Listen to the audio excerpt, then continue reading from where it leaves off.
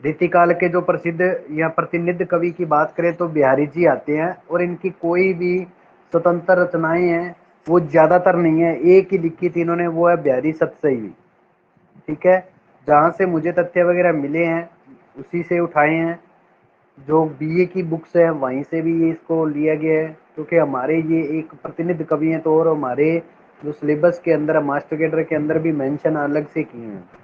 तो चलिए अभी शुरुआत करते हैं बिहारी जी के बारे में। कहता कवि के बारे में आप क्या जानते हैं, कहता ध्यान से पढ़िए। बिहारी का जन्म है वो ग्वालियर के माथुर चौबे वंश के अंदर 1595 ईस्वी के आसपास में हुआ था। उनके पिता का नाम केशव राय था, भी ये ध्यान रखना केशव दास नहीं है, केशव राय था। बिहारी का विवाह भी मथुरा के माथुर चौबे लोगों के घरानों में ही हो गया था। विवाह के बाद बिहारी ने अपने ससुराल में रहने लगे। 1618 में नरहरे दास के यहाँ बिहारी का परिचय शाहजहां बादशाह से हुआ, और यह बादशाह के साथ आगरा चले तथा वहीं पर रहने लगे थे। बादशाह के यहाँ बिहारी का परिचय राजस्थान के राजाओं से हुआ। 1653 में बिहारी आमेर नरेश जय सिंह से मिलने गए। बिहारी की प्रतिभा से प्रभावित होकर जय सिंह ने उन्हें अपने दरबार में ही रख लिया था। ठीक है, तो ये इनका जीवन परिचय जो बीए की बुक्स के अकॉर्डिंग दिया गया है। तो ध्यान रखें भी कहाँ कहाँ ये गए थे, पहले किसके अंडर आए थे, तो शाहजहां बादशाह के। बाद में ये राजस्थान गए तो वहाँ पे इन्होंने राजा जय सिंह है उनके दरबार के अंदर रहना शुरू किया। वहाँ बिहारी ने 713 दोहों की एक सतसई की रचना की थी। ये बहुत बार प्रश्न आता है भाई, 719 दोहे या 700 दोहे हैं कितने, 713 दोहों की रचना, ये विशेष ध्यान रखें। कहा जाता है कि उन दोहों पर अशकों या अशकों का इनाम उन्हें मिलते, यानी 713 दोहे के अंदर इन्होंने रचनाएं की है, पर हर एक दोहे के ऊपर इनको कुछ न कुछ इनाम वगैरह है। ठीक है, यह प्रशंसा इनकी कह सकते हैं, वो प्रतिभा है जो बढ़ती गई थी। संबत 1664 इसके आसपास से ये परलोकवासी हो गए थे। ये तो इसके अंदर दिया हुआ है भी 1664। अब जन्म काल की अगर बात करें तो 1595 यानी 1652 विक्रमी संवत है। मृत्यु काल की बात करें तो 1663 यानी 1720 विक्रमी संवत तक ये रहे थे। जन्म स्थान की बात करें तो ग्वालियर है। तथ्य भी इनका दिया हुआ भी एक, जन्म ग्वालियर जानिए, खंड बुंदेले बाल, तरणोई आई सुखद, मथुरा बसी ससुराल। मतलब जन्म जन्म है इनका ग्वालियर के अंदर हुआ, खंड बुंदेले बाल। ठीक है, तरनाई आई सुखद मतलब सुख के अंदर, और मथुरा बसी ससुराल। ये कहाँ रहने लगे थे, जब इनकी शादी होगी तो ये अपने ससुराल मथुरा के अंदर भी रहने लगे थे। ठीक है, इस तरह से प्रमुख रचनाओं के थे इनके द्वारा एक की मात्र जो रचना है वो है बिहारी सतसई। ठीक है, बिहारी सतसई के संबंध में तथ्यात्मक जानकारी है। बिहारी की कीर्ति का स्तंभ कह लो तो केवल बिहारी सतसई है। इनमें 700 दोहों में रस, नायिका भेद, अलंकार इत्यादि भरे हुए हैं। धार्मिक तथा नैतिक सूक्तियों की भी इनमें कमी नहीं है, और भक्ति साहित्य का प्रभाव पर्याप्त मात्रा में इसके अंदर देखा गया। भक्ति साहित्य का बहुत ही विशेष अभी, ठीक है, किसका, भक्ति साहित्य का जो प्रभाव है पर्याप्त इस मात्रा में ज्यादा से ज्यादा इसमें देखा गया है। आशय ये है कि इस पुस्तक के छोटे से कलेवर में ही बिहारी ने समकालीन भारतीय साहित्य की 3 प्रमुख प्रवृत्तियों का समावेश इसके अंदर कर दिया है। कौन कौन सी अभी, श्रृंगार की, भक्ति की और नीति काव्य यानी सौंदर्य की, ये 3 इसके अंदर प्रतिभूत इन्होंने कर दी है। रीति काल में श्रृंगार, भक्ति, नीति विषयों पर अनेक कवियों ने बड़ी संख्या में काव्य लिखे हैं, लेकिन बिहारी जी के बारे में प्रसिद्ध है कि उन्होंने गागर में सागर ही भर दिया है। उन्होंने अपने दोहों में इतना सजग होकर शब्दों का प्रयोग किया कि एक भी शब्द बतलाना कठिन हो जाता है। शब्दों में पूरी शक्ति और बेहद गहरी अभिव्यंजना है वो इनके द्वारा दी गई है। ठीक है, तो ये अभी बिहारी सतसई के बारे में। रचना काल की बात करें बिहारी सतसई का, तो 1662 ईस्वी के अंदर इन्होंने रचित की। अभी कुल छंदों की बात की तो 713 छंद है। भाषा की बात करें तो ब्रज भाषा के अंदर है। कहता बिहारी की सतसई ब्रज भाषा में लिखित है। उनकी ब्रज भाषा बोली वर्ग की नहीं रही, साहित्यिक है भी। साहित्यिक होते हुए भी उस पर कहीं कहीं क्षेत्रीय बोलियों का प्रभाव भी बड़ा दिखाई देता है या दिखता है। क्रिया के लीन कीन दीन आदि रूप तुक की रक्षा के प्रयोग किए गए हैं। उनकी ब्रज भाषा में बुंदेलखंडी शब्दों और प्रयोगों के लिए उनका बुंदेलखंड वासी उत्तरदायी ही रहता है। ठीक है, मतलब ये क्या कह रहा है भाई, इनके शब्दों के अंदर बुंदेलखंडी प्रभाव है वो इनका दिखाई देता है ब्रज भाषा के अंदर। ठीक है, और लीन किन दिन इस तरह के जो शब्दों का प्रयोग है वो अत्यधिक इनके अंदर किया गया है। इनकी बोली भी है वो ब्रज भाषा है जो वो बोली वर्ग की नहीं मानकर साहित्यिक मानी गई है। उसके बाद अभी काव्य स्वरूप की अगर बात करें तो ये मुक्तक काव्य है। कहता बिहारी सतसई की रचना मुक्तक शैली में हुई है। यह भी कहा जा सकता है कि इस कीर्ति का प्रत्येक दोहा अपने आप में स्वतंत्र है। मुक्तक काव्य में विषय वस्तु की परिकल्पना कवि द्वारा प्रस्तुत प्रसंग पर ही निर्भर करती है। प्रबंध काव्य में विस्तार के लिए पर्याप्त अवकाश रहता है, परंतु मुक्तक की महत्ता संक्षिप्त होने में है। ये कहा गया है मुक्तक काव्य के लिए। प्रधान रसों की बात करें तो इसके अंदर श्रृंगार रस चला है भी, जिसके अंदर संयोग रस की प्रधानता सबसे ज्यादा रही है, बहुत ही विशेष है, वियोग की नहीं है। क्योंकि श्रृंगार के अंदर दो रस आते हैं, संयोग और वियोग, पर इसके अंदर वियोग रस नहीं है भी, श्रृंगार रस की प्रधानता है वो सबसे ज्यादा मानी गई। कहता गागर में सागर भरने की यह कला शब्दों का जादूगर बिहारी सतसई में कांक्षा तक दिखाई देता है। और 48 मात्राओं वाले छोटे से दोहा छंद में बिहारी ने भाव अर्थ की इतनी गहराई भरी है कि उसे जितनी बार पढ़ा जाए उतनी बार एक नूतन आनंद, अद्भुत काव्य संवाद और मानसिक तृप्ति का अनुभव होता है। बिहारी की समाहार शक्ति को यदि संक्षेप में स्पष्ट करना हो तो हमें रहीम के शब्दों में कह सकते हैं। जैसे अब ध्यान रखें बिहारी सतसई के लिए रहीम जी ने कौन से शब्द अपनाए भी, दीर्घ दोहा अर्थ के अक्षर थोड़े अही, ज्यो रहीम ने कुंडली सिमट कूद चल जाए। ये कथन अभी ठीक ने कहा है, तो रहीम जी ने कहा है बिहारी सतसई के लिए।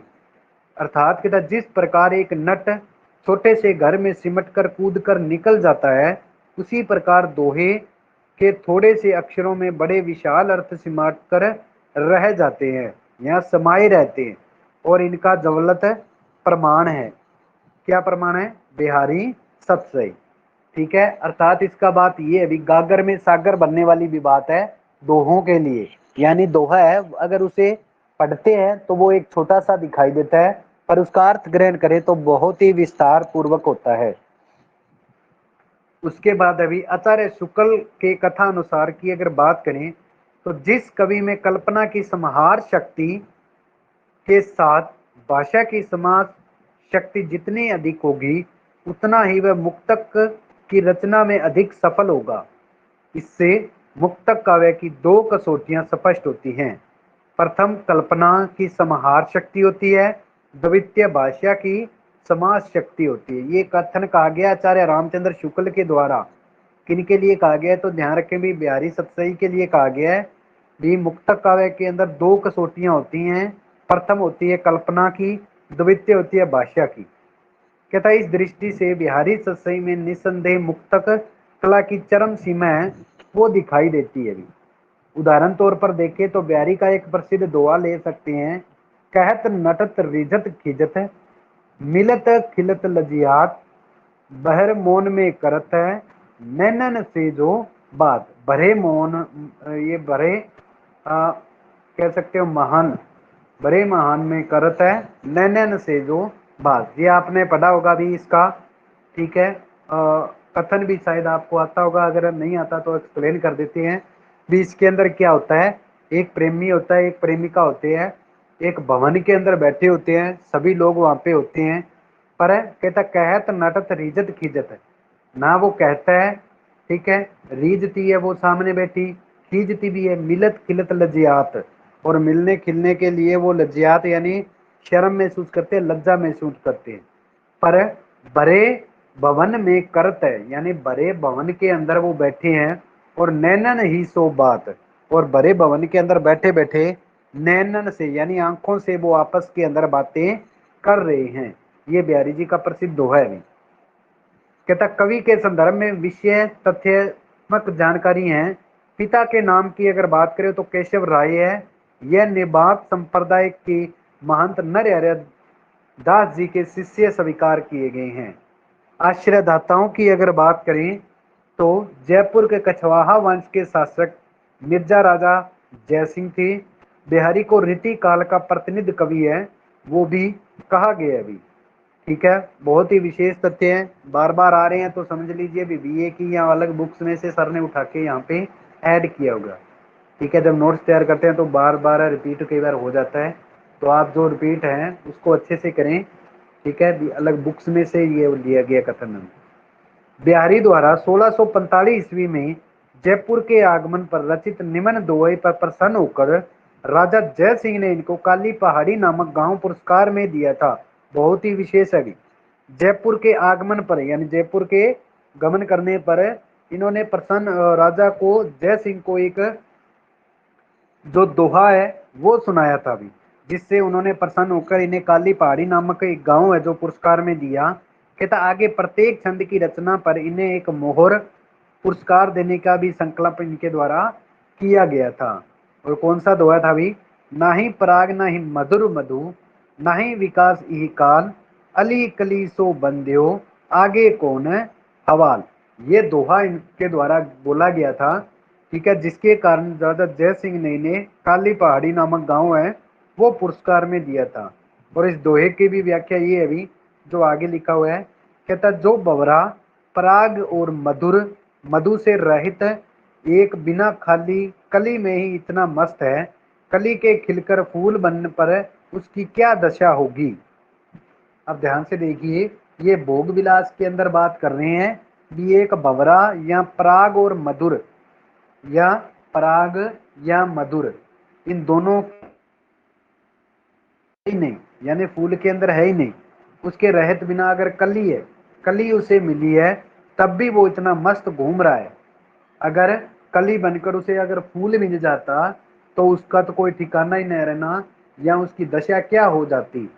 या इसको अगर दूसरी तरफ लेके जाएं तो ये कहता है कि अगर आपने वैश्या या आपने छोटी सी या आपने अपनी शादी की है, शादी के बाद अगर आप अपनी पत्नी के साथ भोग विलास के अंदर ही लगे रहे हो, ठीक है, तो उसके बाद की दुनिया भी बहुत बड़ी है।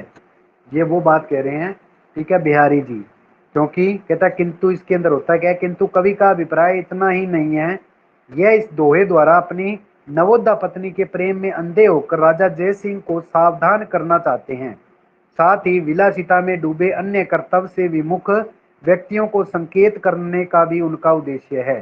ठीक है, मतलब वो जो नया उसका विवाह होता है राजा जय सिंह का, तो उनके पत्नी के साथ उससे भोग विलास की जो बातें हैं वहां से निकालकर उन्हें अपने देश काल राजनीति सामाजिकता की ओर लेके आने के लिए वो ये कथन बोलते हैं भी अगर आपको एक पत्नी मिली है, इसके प्रेम विलास के अंदर ही आप इतने डूब गए भी आपने सब कुछ छोड़ दिया, अगर इनके अलावा अगर आपको कोई और चीज मिल गई इनसे भी अति सुंदर है, तो आप तो आपकी दशा क्या हो जाएगी। इस तरह के कथन भी कहता इस प्रकार राजनीतिक भक्ति दर्शन हास्य इन सभी विषयों से संबंधित अनेक छोटे बिहारी की समाहार शक्ति का परिणाम जो प्रमाण रूप है वो उद्भिद किए जा सकते हैं। इनके दत्तक पुत्र कृष्ण कवि द्वारा बिहारी सतसई की सर्वप्रथम टीका लिखी गई थी। बहुत ही विशेष कथन है भी, इनके जो दत्तक पुत्र थे उनके द्वारा जो कृष्ण कवि हैं उनके द्वारा बिहारी सतसई की सर्वप्रथम टीका है वो लिखी गई थी। कहना कृष्ण कवि ने बिहारी सतसई के प्रत्येक दोहों को सवेया छंद के अंदर बनाया था। और लिखी किसमें अभी? सवेया छंदों के अंदर लिखी है। जो बिहारी सतसई है उसको इन्होंने दोहा से बदलकर सवेया छंद के अंदर लिखा है।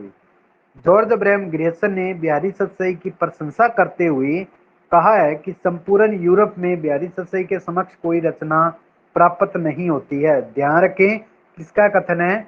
अब्राहम ग्रेसन जी का कथन है भी। ठीक है, बहुत ही विशेष है। हाँ जी, हाँ जी, गोद लिया पुत्र। ठीक है, तो बहुत जॉर्ज ग्रेसन है, कहता है इन्होंने क्या कहा है, संपूर्ण यूरोप में बिहारी सतसई के समक्ष कोई अन्य रचना प्राप्त नहीं होती है।